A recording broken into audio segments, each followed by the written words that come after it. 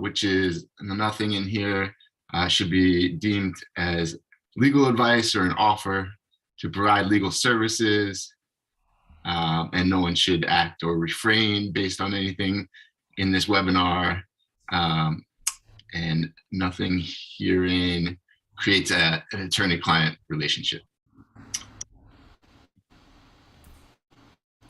which is nothing as legal advice or an offer, which is nothing in here should be deemed as legal advice or an offer. Are you getting feedback there? Yeah, sorry about that. Okay, cool. So I will start, give you a little bit of background on us.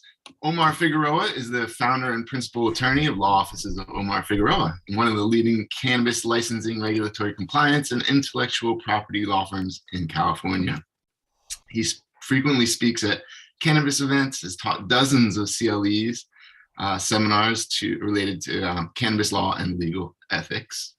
He's a director of the National Cannabis Industry Association and the California Cannabis Tourism Association, as well as the Sebastopol Center for the Arts, Sebastopol, California.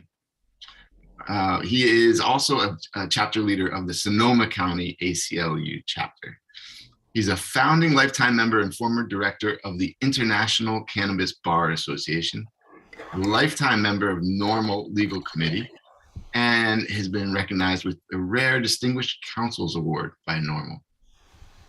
He's also the author of numerous legal references, including two about cannabis laws and regulations. One is the California Cannabis Laws and Regulations, which I think is in the 5th edition, is that? Yes. 5th edition of it. And the newly released, well, not so new anymore, New York Cannabis Laws and Regulations. Thank you for showing everybody. Available, I think, for purchase on Amazon. Yeah, we're working on a new updated version. As soon as the adult use dispensary regulations are finalized, we'll come out with the 2022 version. Great, great. And Omar is a graduate of Yale College, Stanford Law School, and the Trial Lawyers College. He's also completed an executive education program for directors and corporate boards at the Wharton School in Philadelphia.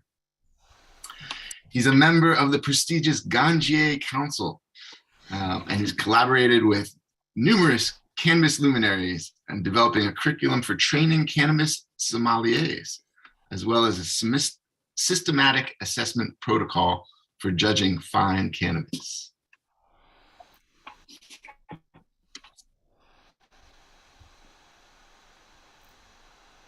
And this is me.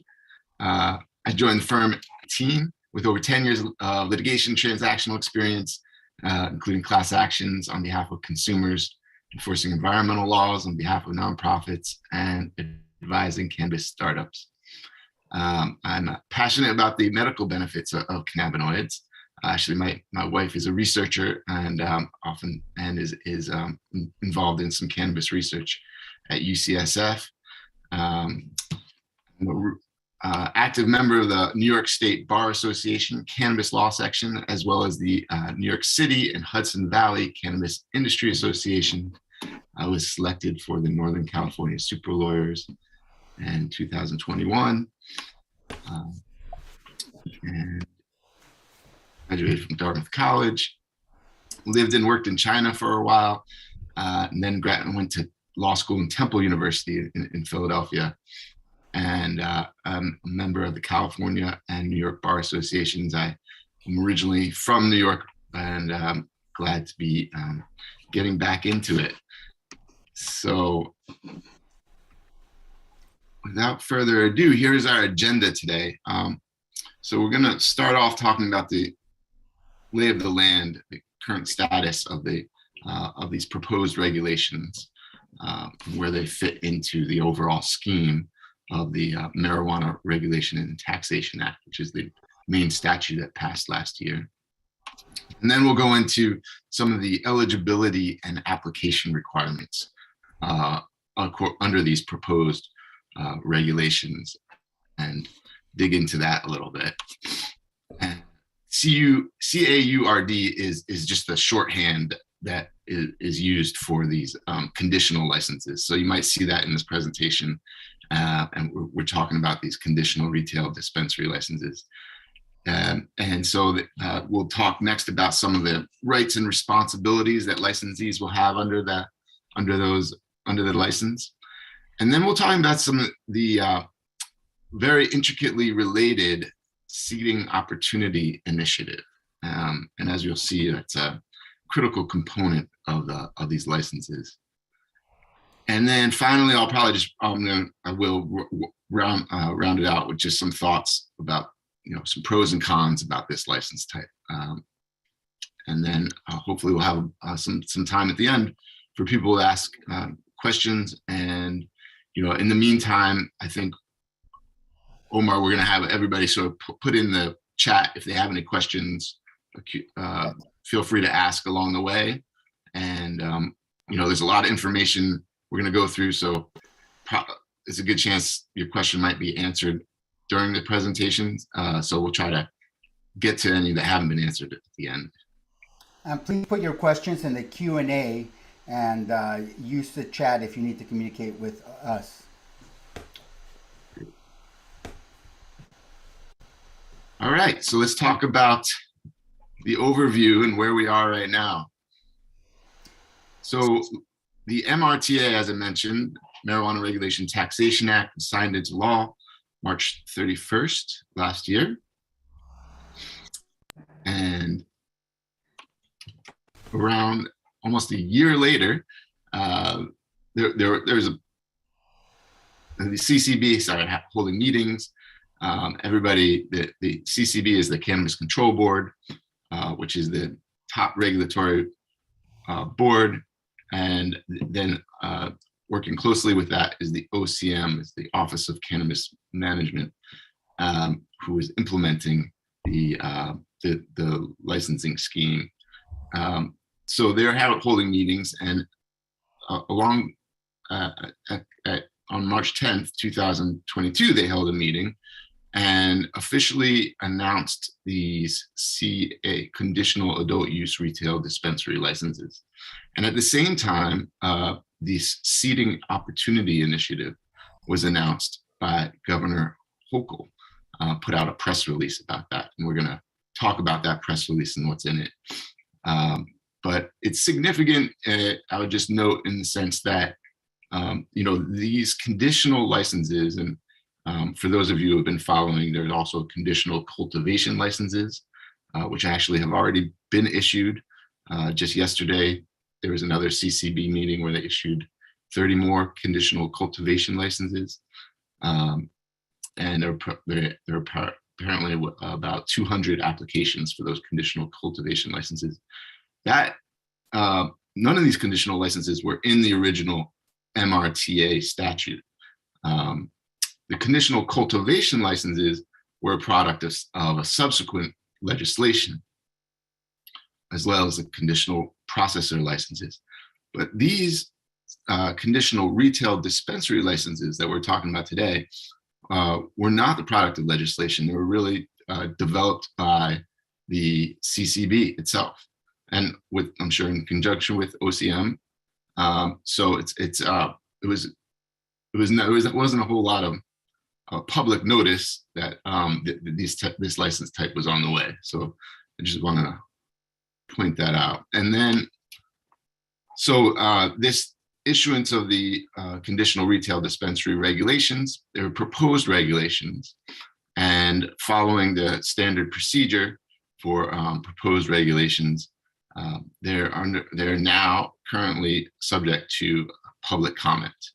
And those public comments, a 60-day public comment period, which started when it was published in the New York Register. So the due date for everybody who's interested in commenting, and we definitely encourage everybody who's interested to read the regulations carefully and to comment, but this due date is May 31st. So that's coming up. During the March 10th meeting, OCM Executive Director Chris Alexander said he anticipates that additional regulations will be issued this month, actually, May 2022. So we're on the lookout for that to happen. And best estimates right now, this isn't anything official, but most likely, other license types aside from these conditional license types will be, applications will be available next year. And it's anybody's guess as to what part of next year, but OCM and CCB, they're putting on some pretty aggressive schedules here. So I just wanted to illustrate that. So on the March 10th meeting, Chris Alexander, OCM Executive Director, said he anticipates these applications for these conditional retail dispensary licenses will be available in July. Somebody asked a follow-up question about that. Well, what if after the 60-day comment period, it goes under pretty significant, a significant enough revision that it would require another comment period. So typically, if there's significant revisions, it'll undergo another 45-day comment period. And he said, so that may happen. Should there be a longer engagement, it may take a little bit more time, but we're optimistic we can get this done and get some stores open by the end of this calendar year, which was encouraging, surprising maybe, that it would happen that fast. And then just recently, there was an event in Harlem where both Tremaine Wright and Chris Alexander indicated that they thought stores could open as soon as this fall, which is even a faster timeline. So, just initial thoughts are great, but it's a little bit surprising what an incredibly fast timeline this is. I mean, we haven't seen, well, first we have to wait until this comment period is over. My best guess is that there will have to be some significant enough revisions of this proposed regulations that will have to undergo another comment period. We still haven't seen any regulations related to, say, testing laboratories. And we know that the product's going to have to go through testing before they're sold to the end consumer. Stores have to be built out. There's still licenses have to be issued. Stores have to be built out. So this all takes a lot of time and really aggressive timeline. So just keep that in mind. And here are some other things to keep in mind as we go through this. These conditional retail licenses are going to be they're an initial phase and on a very limited phase. So the estimates are that there will be approximately 100 to 200 total conditional retail dispensary licenses issued. And as I said, this is just an initial round. And actually, OCM Director Chris Alexander keeps repeating this and emphasizing this. I mean, clearly New York's going to have more than 100, 200 dispensaries, retail dispensary shops. So this is just a preliminary round, and there will be others, and there are lots of other license types. I think the other thing to keep in mind is that these proposed regulations that we're going to be talking about today are not super comprehensive. There are a lot of matters that will be addressed in subsequent rounds of regulations. The nitty-gritty of how a retail dispensary store has to be operated. They'll probably require SOPs. security plans, all kinds of community outreach regulations. And those are not in this draft, in this proposal. This proposed draft that we're talking about today is really more about how do you qualify for one of these license types. And again, I'll repeat this over and over. This is a proposed version, and they're subject to change. So what we say today, what we're talking about today, it may not be the case after the 60-day comment period happens. And so if there's one thing that I would want to convey to everybody on this webinar, it's please read these regulations, and if you see something that you don't like, you can submit comments, because we've seen already one round of comment period. So there were these medical home cultivation regulations that came out, and they were open to 60-day comment period, and they made significant changes. We submitted comments. They accepted it. They made changes. A lot of people submitted comments, and they did make significant changes. So it makes a difference. And so here's how you can submit the comments and find where you find the proposed regulations. I'm sorry, I thought I put the there it is. Okay, there it is. There's the URL. So you go to cannabis.newyork.gov, and actually, if you kind of have to look at the bottom where it says, I think it's laws and regulations, and you click on that link, and you'll see on that page this where you can find the regulations, and also it tells you how to submit them. So if you're going to do by email, the deadline would be 11:59 p.m. on May 31st.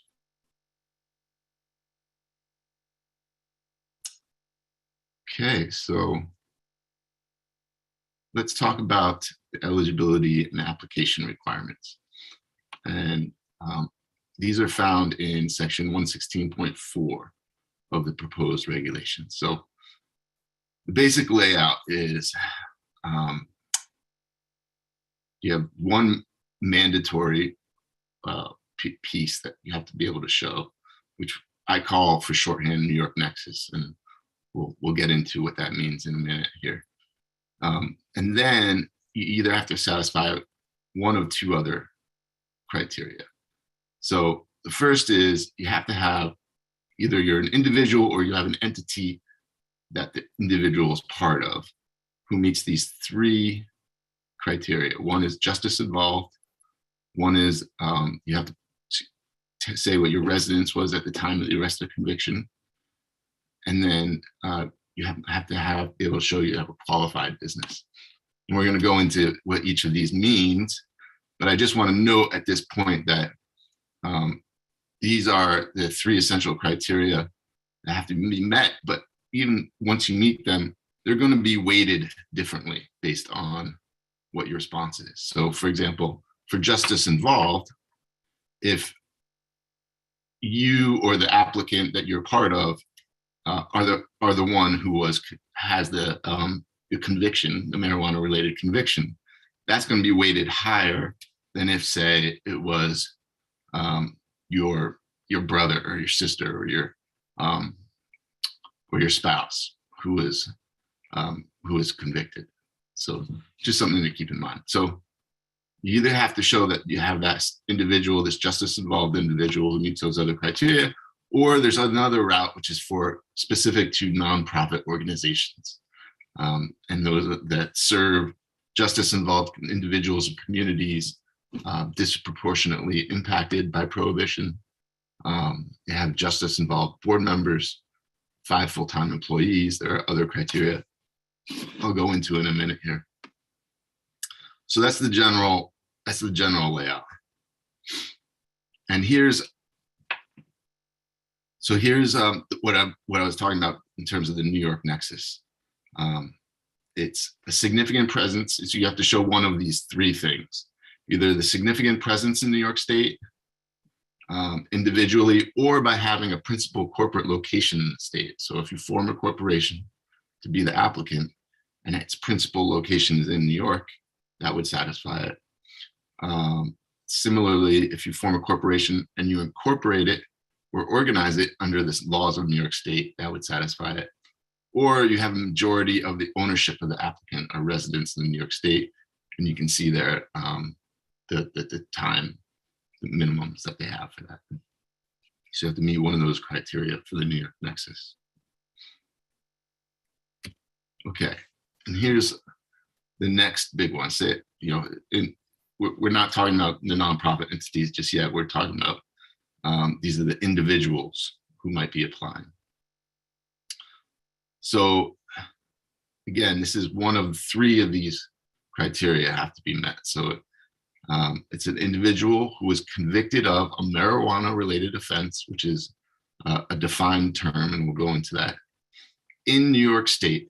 So you have to be convicted in New York State prior to March 31st, 2021, which is when the MRTA passed.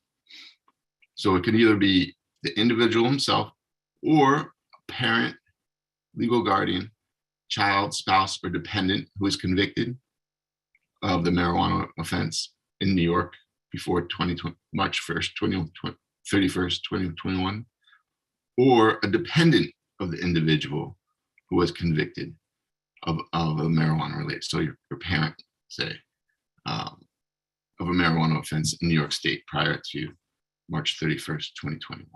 So that's what it means to be justice involved.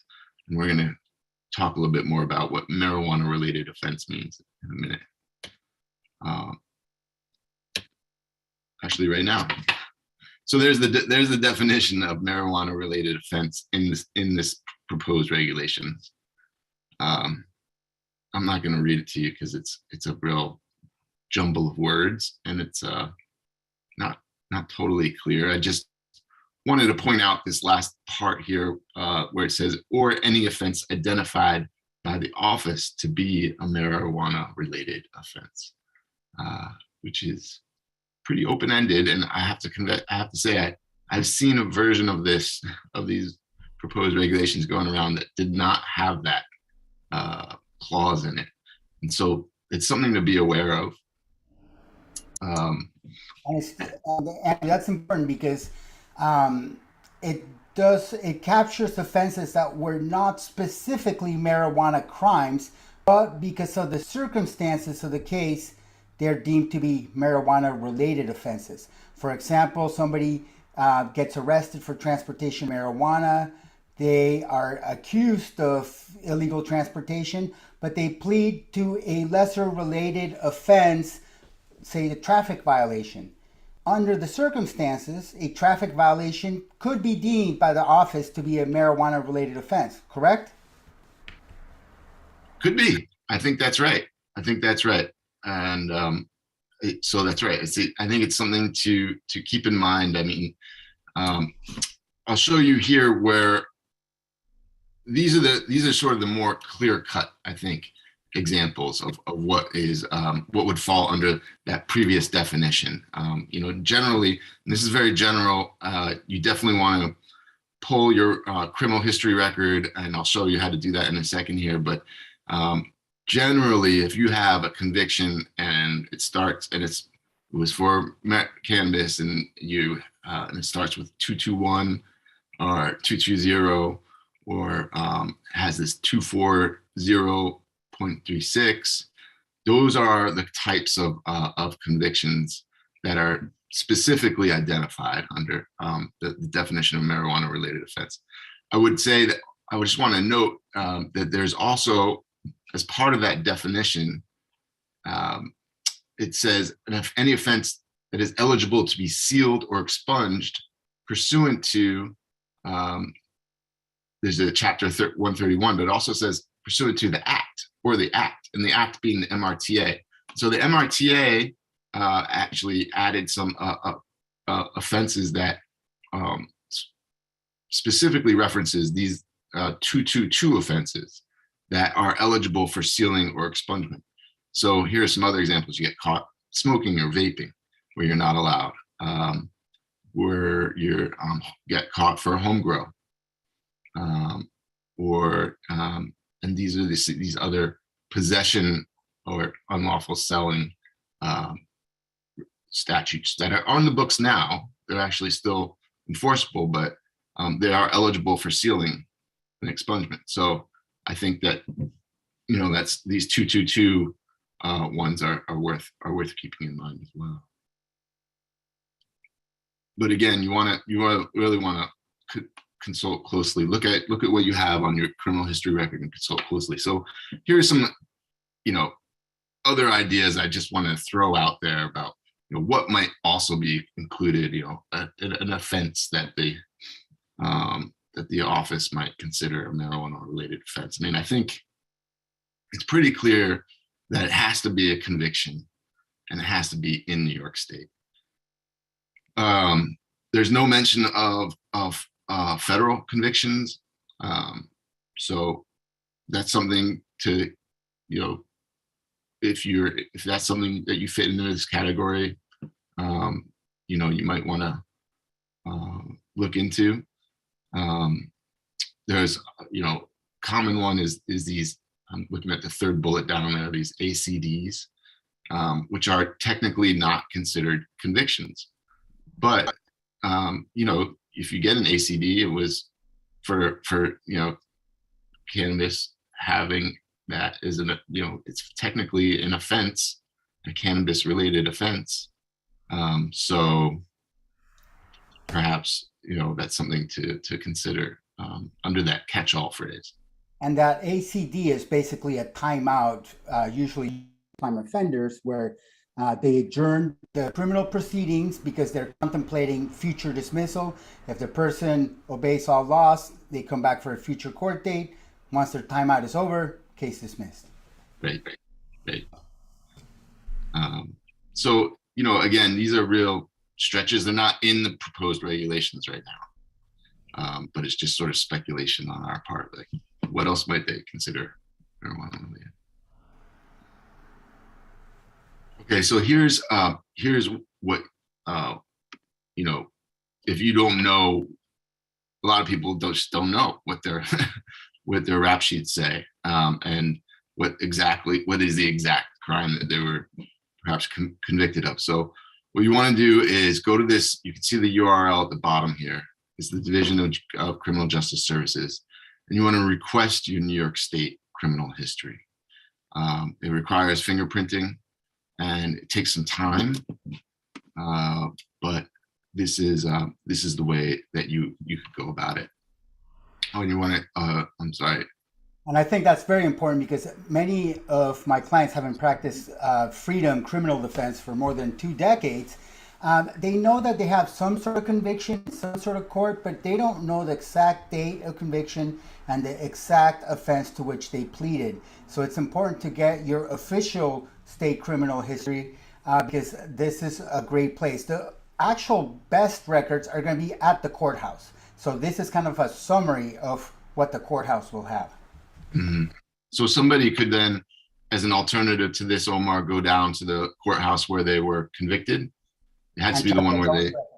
But many times the state has a wrong or erroneous information that really reflect the court records.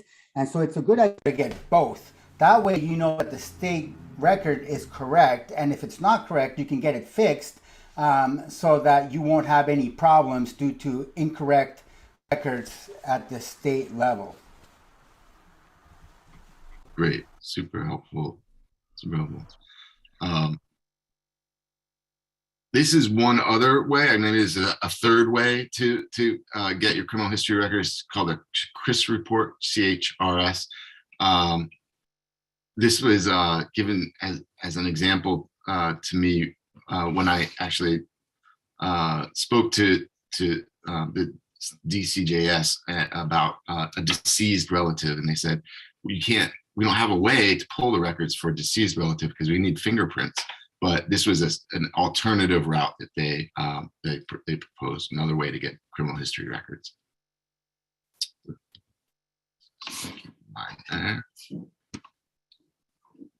Okay. heading on to, we're still talking about individuals, how they can qualify. So there's the justice involved component, and then they want to know where did you live at the time that you were arrested or convicted. And then what they do is you tell them where you lived, and you have to provide the evidence, and then they'll weight it according to these criteria. So whereas the place where you live, did it have historically high rates of arrests or convictions or other incarceration for marijuana related offenses? Was that area, what was its historical median income? So the lower the median income, the higher your application is likely to be, that piece of your application is going to be weighted. And then finally, a third one is whether or not there was the applicant was provided public housing by the state or New York City. And here's that third component, which is about the qualifying business. So the individual must hold or have held for a minimum of 2 years at least 10% ownership interest in and control of a qualifying business, which means a business that had net profits for at least 2 of the years that the business was in operation. So just to break that down, you have a business had to have net profits for at least 2 years. The applicant or the justice involved individual has to have had at least 10% interest in that business. And then here's where it gets kind of funky, I think, is that you also have to show that applicant had control of the business. Now, if you have 10% interest in a business, it's not likely that you're also going to control the business. But that, and it's not really clear how much control you need. And control is defined in the proposed regulations, and there's the definition, but do you have to be the sole person who has control of it? Do you have to have controlled it when it had those net profits, or could you have controlled it in the years when it wasn't maybe as profitable? I mean, it's just not clear under the proposed regulations, but that's in there. And so again, here, what you're going to want to do is, for that qualifying business, you're going to want to collect your records. You're going to gather your records. Best ones would be tax records, federal and state. Other types of records that have been referenced in New York's regulations include financial statements that are ideally audited in accordance with GAAP. So that might be, which is generally accepted accounting principles. So that might be income statements, balance sheets, statements of retained earnings or owner's equity, statements of cash flow. Those are all things, by the way, that are going to have to be disclosed, that they're asking for applicants to provide about their own business, not just the qualifying business, the applicant business. So that's where that comes from. And then again, once you provide that information, it's going to be weighted. So how many employees did you have? The more, the better. How many years were you in business? I'd say probably the more, the better. Were you selling direct to consumers like a retail dispensary would? If so, I think that's an advantage. And then, how profitable were you? These are just some of the examples of the ways that they're going to weight this qualifying business. And then here's the section on nonprofit organizations, and I'm not going to read through this, go into detail, because it's, if you have a nonprofit business organization who meets these criteria, great. I just think it's going to be, they're going to be few and far between. And I just highlighted that top one because a tax expert pointed out to me, it seems a little bit contradictory that a retail dispensary, cannabis retail dispensary business is going to be eligible for 501c3 tax exempt status because of the federal illegality issue. So, absolutely. I think this is really aimed at social enterprises that are focused on justice involved individuals, and then basically having them transition into the dispensary business. But any company that's already in the dispensary business would be excluded because it can't have a 501c3 designation. Yeah, yeah. So, okay. Um,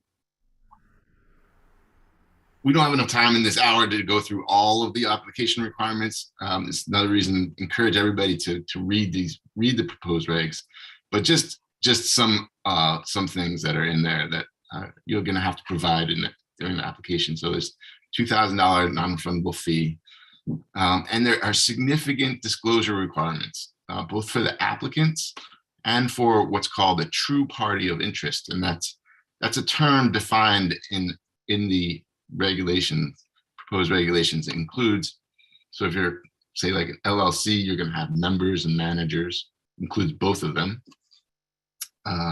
If you're corporation or LLC, you can have officers. Corporations will have shareholders, and for each of these persons, their spouse is also considered a true party of interest. So there's going to be disclosure requirements for spouses.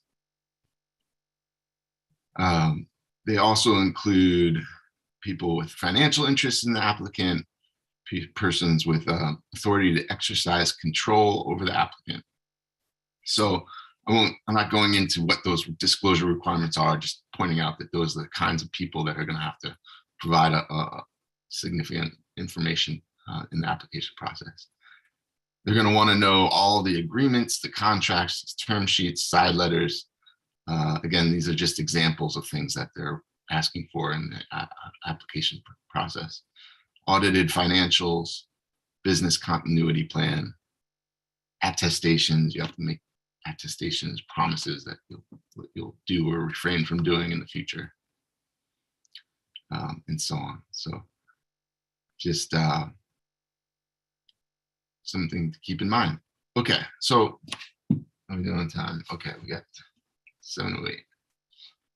Let's get on with it. So here are some more details about these licenses. 4-year conditional period. After 2 years, you're going to have to apply again.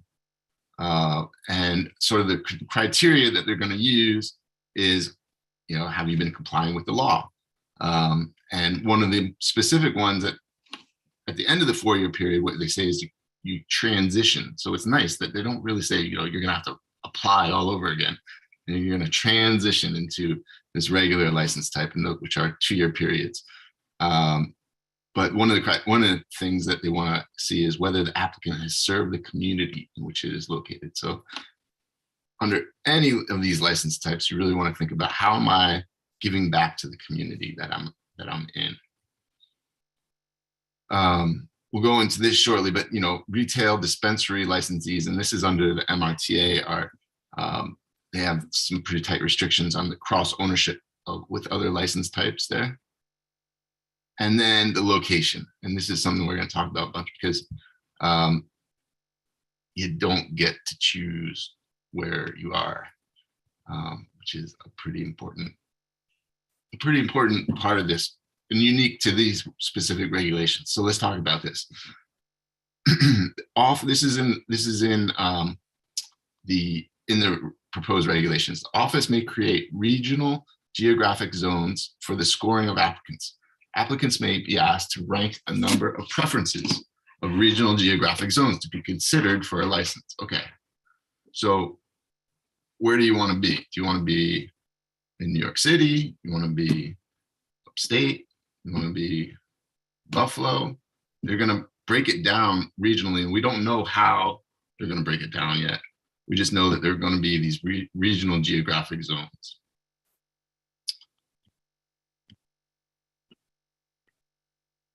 And this is another little sort of, gathering information here, so that when they published the proposed regulations, one of the things they have to do is a rural area flexibility analysis. And so what they said is that if entities that wish to be licensed as a conditional adult use retail dispensary may have up to 1 dispensary initially and an additional 2 dispensaries thereafter, as permitted by the cannabis law. So it appears that they're what they're saying is you can really only apply for one of these conditional licenses. But as it's stated under the MRTA, retail dispensary licensees may have 3 retail dispensaries licenses. So each with 1 store. So as the non-conditional, sort of the regular retail dispensary license applications become available, you can apply for 2 more of those stores. And there again, it's saying that's going to take into account geographical distribution. So they want, their goal is to have stores distributed across the state so that people don't have to drive, 3 or 4 hours to get to their dispensary. Andrew, do you anticipate that certain high demand areas are going to be impacted? Like when you apply for college and certain majors are impacted because everybody's trying to get into that major? Yeah, I do actually. I think that there's going to be a high demand in where the populations are greater in the population centers, and that's why they're creating this ranked choice process.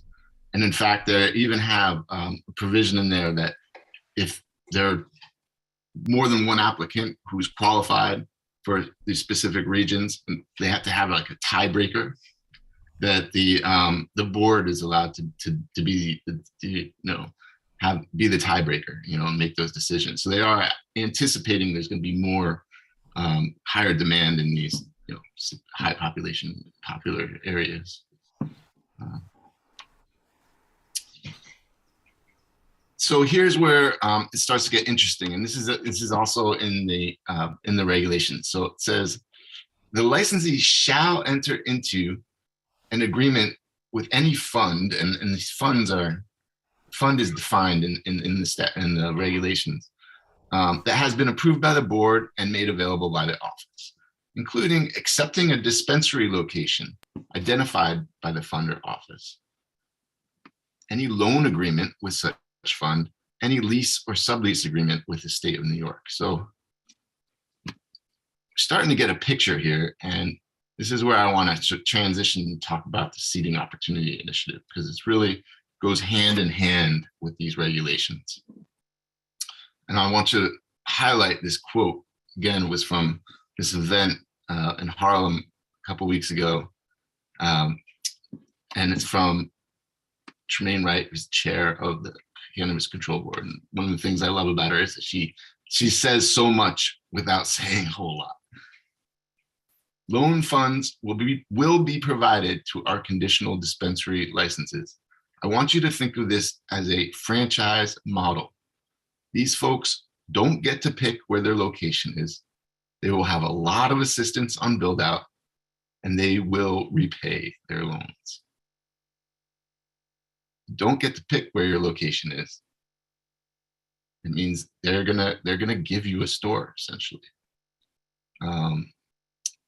There's going to be a lot of assistance on build out. You're going to have a loan, and it's going to come, as we'll see, from this Seeding Opportunity Initiative, and you have to repay it. It's not a grant. It's not free money. So this Seeding Opportunity Initiative really has 3 parts to it. There's this Equity Owners Lead Program, which is essentially this conditional retail dispensary license type that we've been talking about. The second part is Farmers First, which is the conditional cultivation license type. And then the third part is this New York Social Equity Cannabis Investment Program and this comes, from this March 10th press release from the governor. This investment program would support the development of dispensary facilities for equity entrepreneurs with a conditional adult use retail dispensary license. So really the first one, Equity Owners Lead Program, and the third one, they're related, they're interrelated. And here's some more information about them. So the Equity Owners Lead Program, these conditional retail dispensary licensees, they're going to be supported with renovation or renovation ready retail locations and wraparound services. I mean, this is just so unusual, I think, Omar, in this industry, that the state is it's gone above and beyond to to basically hand these applicants, I've heard the term used, turnkey or turnkey ready, stores.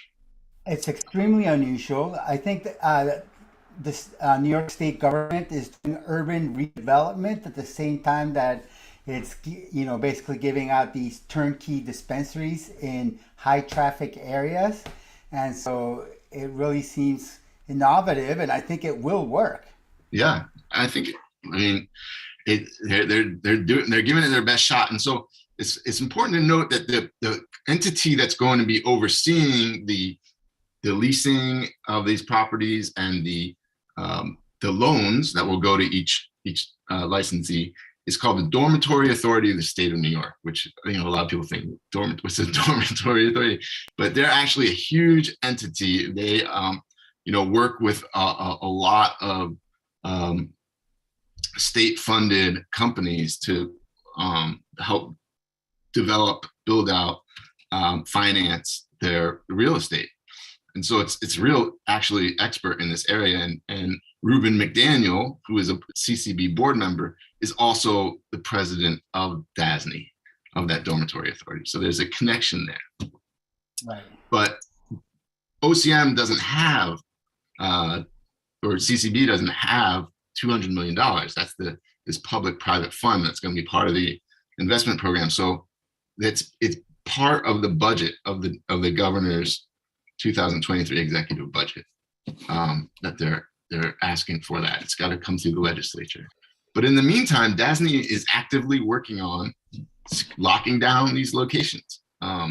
They put out this RFI, which I will show in a minute here. And my understanding is, from what I read and heard, is that they're working with CBD Group Inc, which is a massive real estate brokerage company, to identify and lock them down, I guess, so that they'll be ready when these licenses are issued.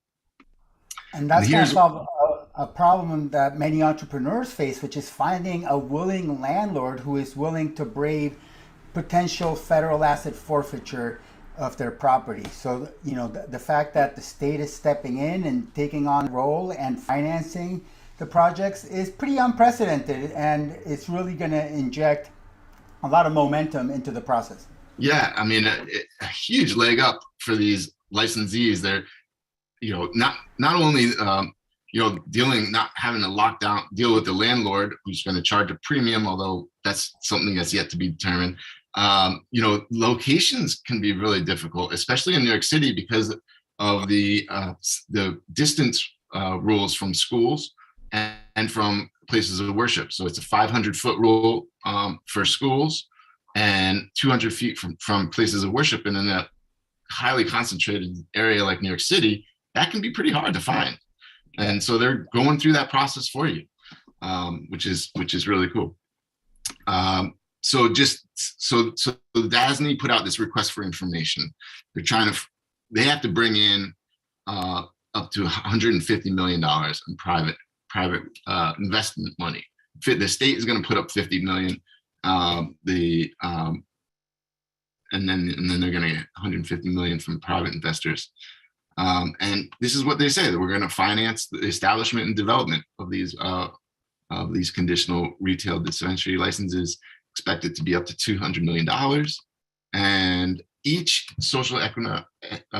of these retail dispensary licensees, an anticipated investment of $750,000 to $1.5 million. So that is, they give you the store, plus you're getting a loan. Not a lot of details yet about how the loan is going to work.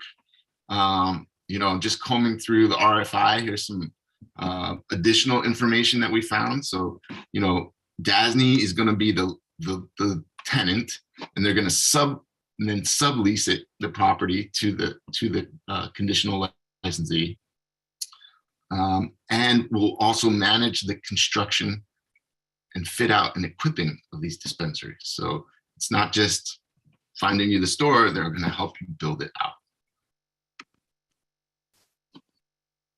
And this is just one other tidbit. I mean, if you're going to get a loan, like what's the rate going to be? And their intention is to give consistent market rate terms for the loans.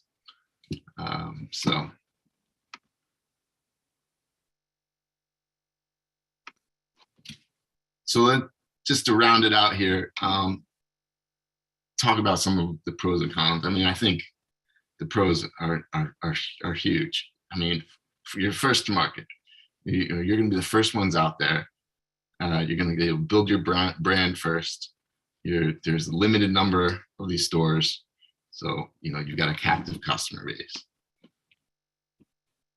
The state is going out of its way to make these licenses happen, and so they're going to have a really strong vested interest in your success, and that may be the biggest pro of them all.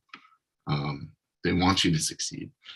I think the loan, in this industry, loans tend to come at a premium for cannabis-related businesses. But as you saw, DASNY is committed to giving market rate. Is not giving that extra markup for being a cannabis business. So that's a huge advantage. And again, as we were discussing, you get a storefront it's qualified. You don't have to go through all the hoops of finding one in high density areas. And then something to keep in mind is that, after, say, you get one of these conditional licenses, you can still apply later on for 2 more. So it's not necessarily limiting you in that way. And then cons, I don't know if these are cons as much as just something to keep in mind, So I think everybody should go in this eyes wide open. And these first 2 are really actually just related to all retail dispensary in this industry. So under the MRTA, there are very strict cross ownership rules relating to retail dispensary licensees. Can't have any interest in cultivation or processing, distribution, or micro businesses. So if those other license types are something that you really want to do later on down the line, you might think carefully before applying for one of these licenses. And then number 2 is a huge one that can't be emphasized enough, which is 280E. I'm sorry, I should have wrote there. It's Internal Revenue Code Section 280E, which is the code section that impacts all plant-touching businesses and prohibits sort of ordinary deductions other than just simple cost of goods sold.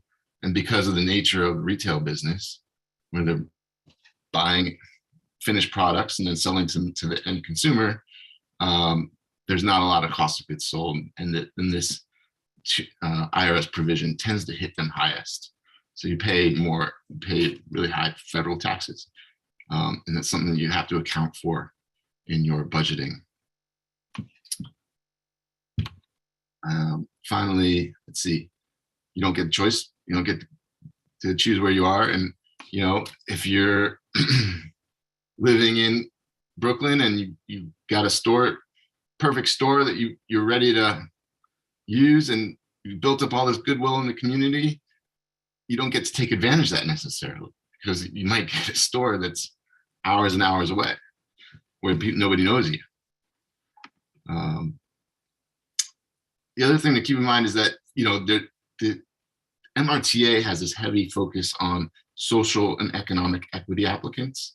And one of the ways you can qualify for that is based on race or gender, or if you're a service disabled veteran, or what they call a distressed farmer, you get a leg up.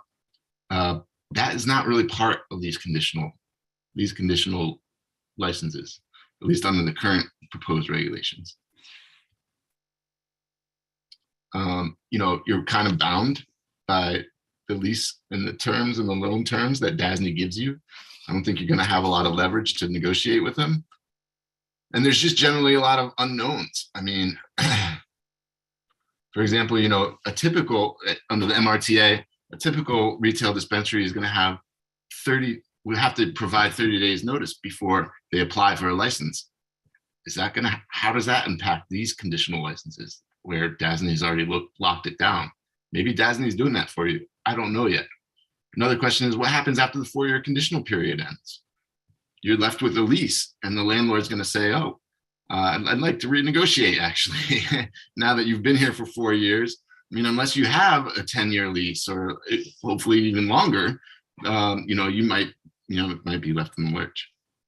And then the last one I just want to point out is that, a lot of people are predicting that the quality of this initial batch. I mean, these conditional cultivators are putting seeds in the ground, and that's great. It's all coming out, but it's going to be the first run and might not be the highest quality.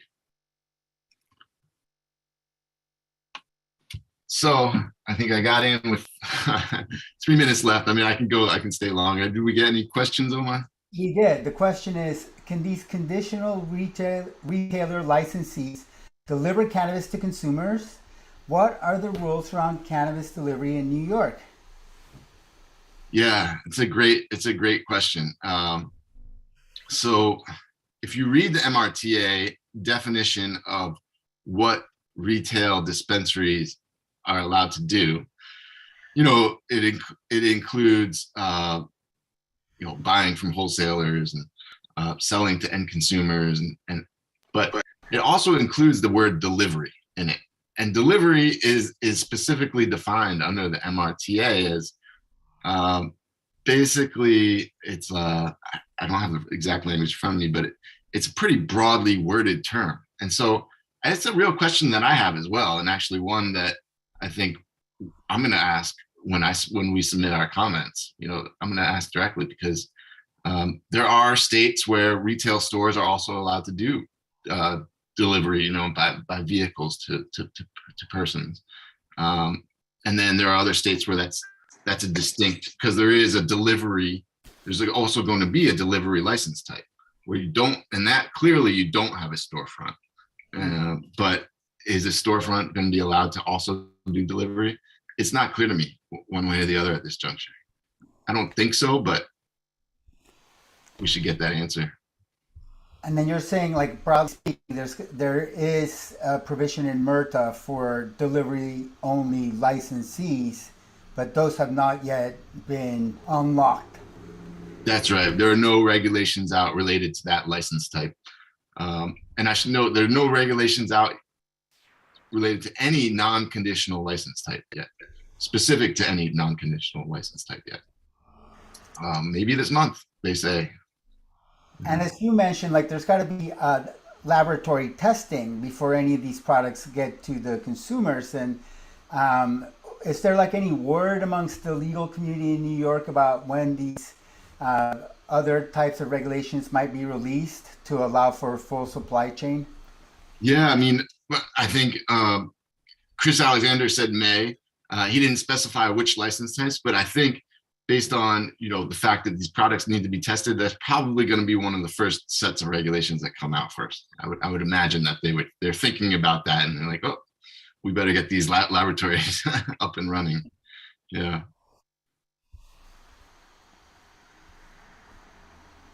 All right, I think we made it in right on time.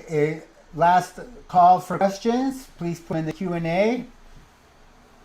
And if not, then we thank you for attending this seminar deep dive into the proposed conditional adult use regulations. Thank you very much. Appreciate it. Have a great day.